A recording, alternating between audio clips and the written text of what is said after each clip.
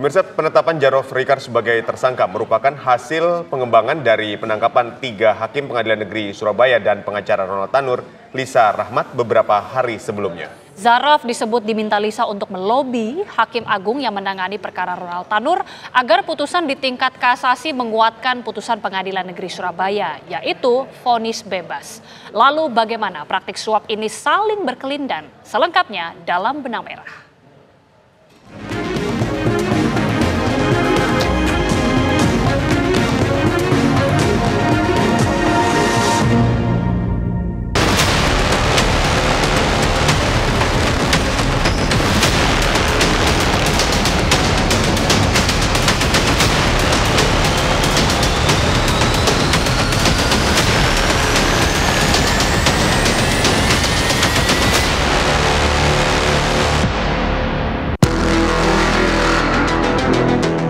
Mantan pejabat Mahkamah Agung Jarod Rikar mendadak menjadi omongan menyusul penemuan uang tunai senilai hampir 1 triliun rupiah di rumahnya.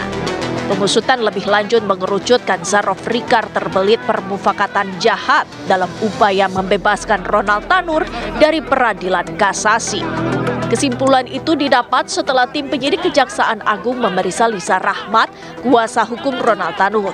Lisa Rahmat telah berstatus tersangka kasus suap terhadap 3 hakim di Pengadilan Negeri Surabaya terkait kasus Ronald Tanur. Temuan Kejaksaan Agung mengungkapkan Lisa Rahmat tidak hanya menyogok hakim tingkat pertama, namun juga berusaha menyuap Hakim Agung melalui perantara Jarod Rikar. Lisa Rahmat ingin Hakim Agung di MA tetap menyatakan Ronald Tanur tidak bersalah dalam putusan kasasinya. Demi memuluskan maksudnya itu, Lisa Rahmat menjanjikan iming-iming 5 miliar rupiah untuk para hakim. Sementara untuk Jarod Rikar yang sudah pensiun akan diberikan upah sebesar 1 miliar rupiah. Kasus bukan berbeda ya, tapi di satu sisi ada peristiwa tindak pidana korupsi berupa suap dan gratifikasi yang melibatkan LR selaku oknum pengacara dengan 3 oknum hakim. Tetapi di sisi lain ada juga tindak pidana permufakatan suap dan atau gratifikasi yang melibatkan oknum pengacara LR dengan ZR. Penemuan uang tunai dalam jumlah tak wajar itu diduga merupakan hasil pengurusan perkara dengan cara memperjualbelikan hukum. Jarod Rikar yang telah pensiun dari MA sejak 2022 lalu diketahui bukanlah seorang hakim yang memiliki kewenangan memutuskan perkara. Posisinya di Mahkamah Agung saat itu yakni Kepala Badan Penelitian, Pengembangan, Pendidikan Pelatihan Hukum dan Peradilan atau disingkat Balitbang Diklat Kumdil. Kedudukannya itu pun dinilai tidak dapat melakukan dugaan pengurusan perkara di lingkungan lembaga peradilan secara sendirian. Begitu pula seorang hakim sekalipun tidak dapat sendirian menjalankan operasi pengurusan perkara. Itu artinya peran Jarod Rikar boleh jadi tak ubahnya seorang maklar kasus yang hanya berperan sebagai perantara yang menghubungkan pihak-pihak berkepentingan. Karena itu patut diterka kuat ada pelaku lain, entah semisal panitera pengganti maupun pegawai-pegawai Mahkamah Agung yang terlibat. Sementara di luar MA, badan peradilan di bawahnya dan kuasa hukum mungkin saja tersangkut.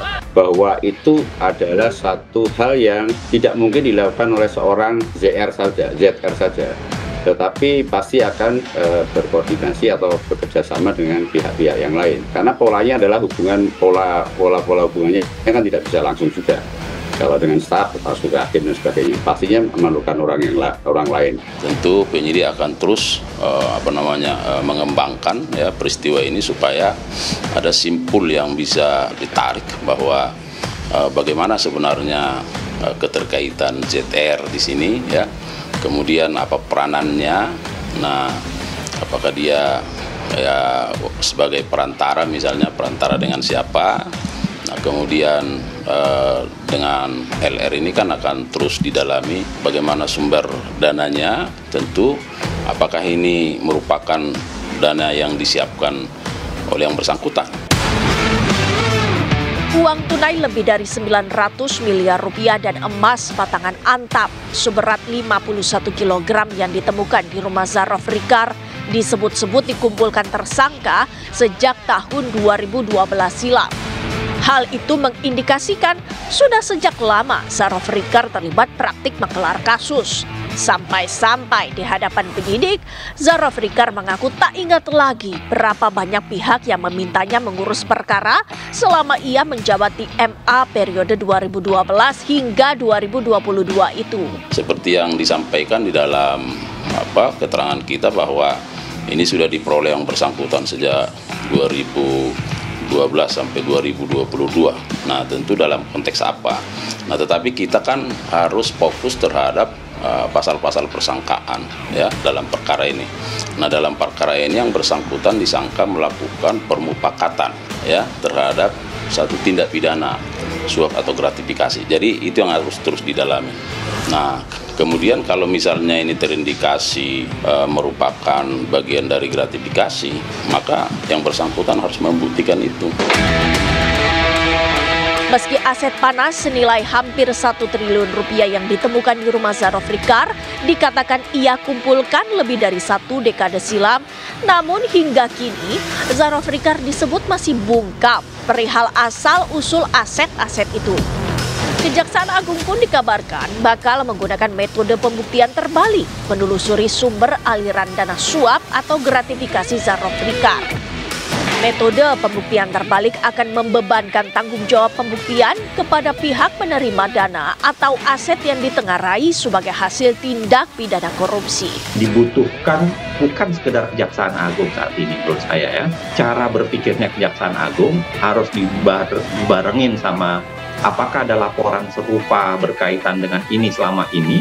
Silahkan KY barangkali dan Mahkamah Agung juga mengungkapnya karena Mahkamah Agung masih juga bagian punya pengawasan. Serta bagaimana menelusuri ke PPATK, bagaimana menelusuri ke berbagai lembaga lain ya, yang punya kekuasaan, punya kewenangan dalam kaitan yang bisa bekerja dalam penelusuran uang ini. Karena gratifikasi yang nilainya lebih dari 10 juta, maka pembuktiannya adalah kepada penerima gratifikasi. Nah itu. Kalau gratifikasi di bawah 10 juta, pembuktiannya itu oleh jaksa penuntut umum. Sejauh ini Kejaksaan Agung telah memeriksa 15 orang saksi termasuk istri dan sejumlah anggota keluarga Zarof Rikar dalam kasus dugaan suap pengurusan kasasi Ronald Tanur. Selain itu, tim penyidik disebut juga sedang melacak sejumlah properti yang ditengarai milik Zarof Rikar.